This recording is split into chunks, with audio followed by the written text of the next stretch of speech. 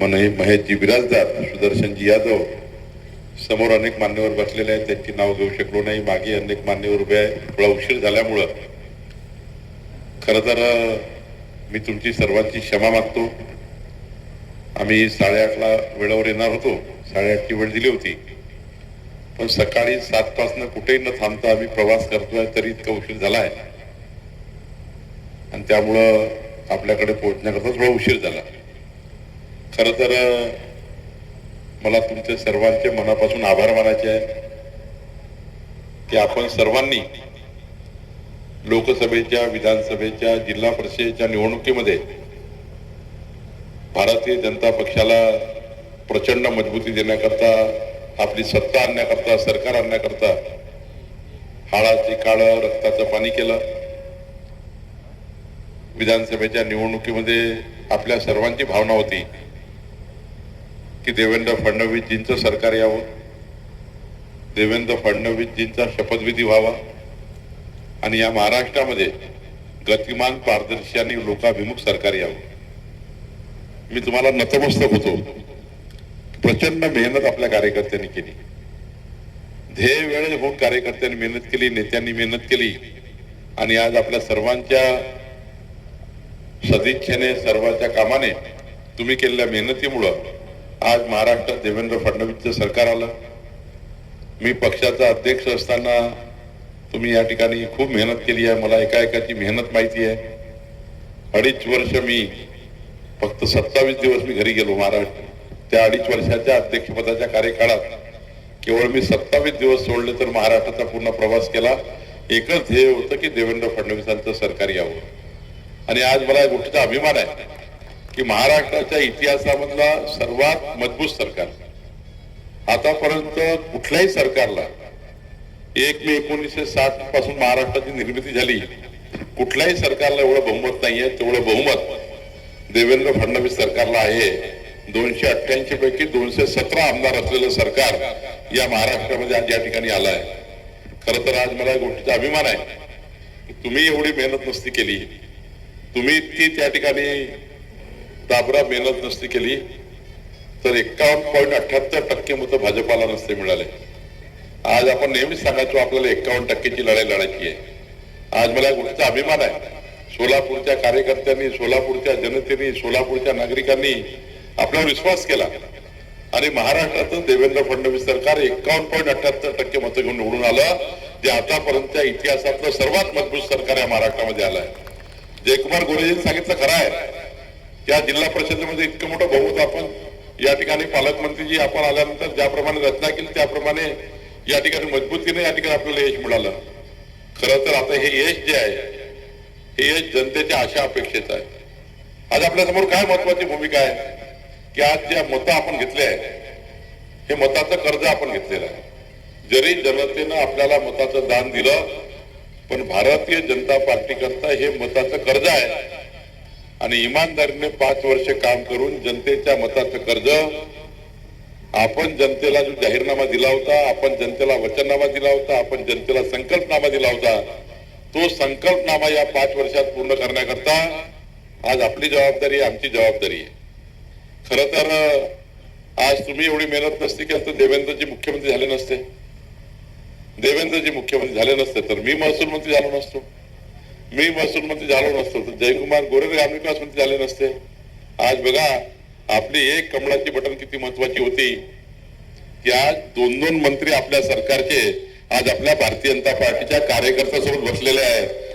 रात्र हो की बेरात्र हो, आज आपल्या परिवारामध्ये जर आपल्या सरकार नसतं आलं, आपण एवढी मेहनत नसती केली, रात्रंदिवस कमांड नसतं केलं तर जयकुमार गोरे आणि मी फक्त कार्यकर्ता म्हणून आलो असतो, मंत्री म्हणून नसता.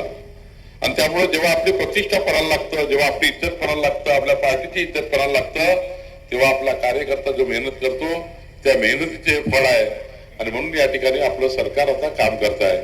मी तुम्हाला आश्वस्त करतो आपल्या पदाधिकाऱ्यांना, कार्यकर्त्यांना, आपलं सरकार आहे. काय आहे आपलं सरकार?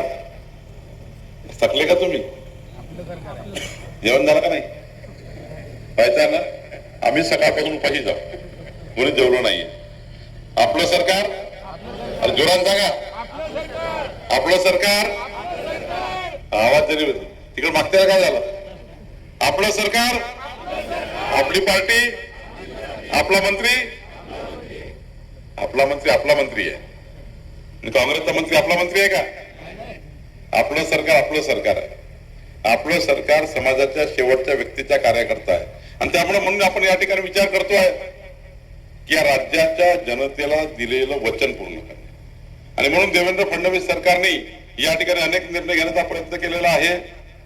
आता या ठिकाणी खूप निर्णय वाचून दाखवणार नाही, पण आज बघा, आपलं सरकार आलं, महसूल मंत्री माझ्यावर जबाबदारी आली, ग्रामविकास मंत्री म्हणून या ठिकाणी जयकुमार गोरेवर जबाबदारी आली, आणि आज दोन्ही मंत्री म्हणून एक महत्वाचा निर्णय आपण घेतला की या राज्यातल्या ज्या गायरान जमिनी आहेत, त्या गायरान जमिनीवर जे 2011 पूर्वी 1 जानेवारी 2011 पूर्वी गायरांच्या जमिनीवर जी घरं झालेली आहे ती जागा ग्रामपंचायतला द्यायची आणि ग्रामपंचायतनं त्या सर्व घराचं रजिस्ट्रेशन करून द्यायचं आणि रजिस्ट्री करून द्यायचा निर्णय आपण केला.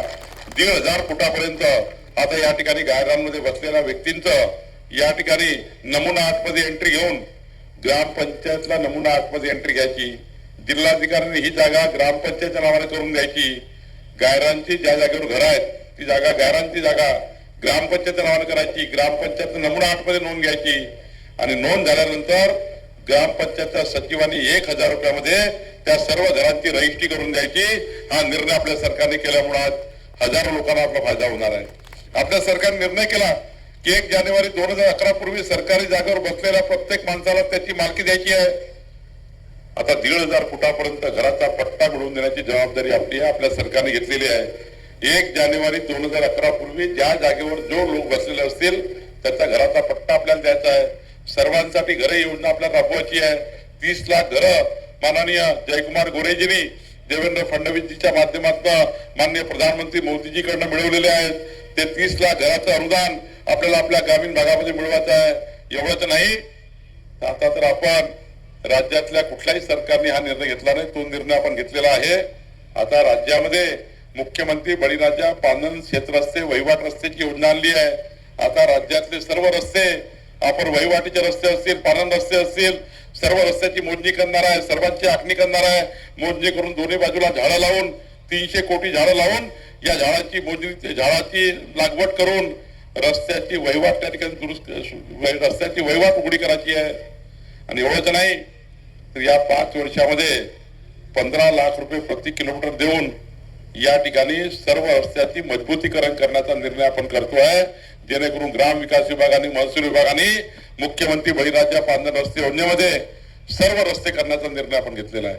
जसं नॅशनल हायवेला क्रमांक आहे, राज्य मार्गाला क्रमांक आहे, तसे क्रमांक प्रत्येक रस्त्याला देण्याचा. खास शेतकऱ्यांच्या सेवेसाठी समृद्धी ॲग्रोवेट घेऊन येत आहे सर्व्हिस, क्वालिटी आणि सॅटिस्फॅक्शन.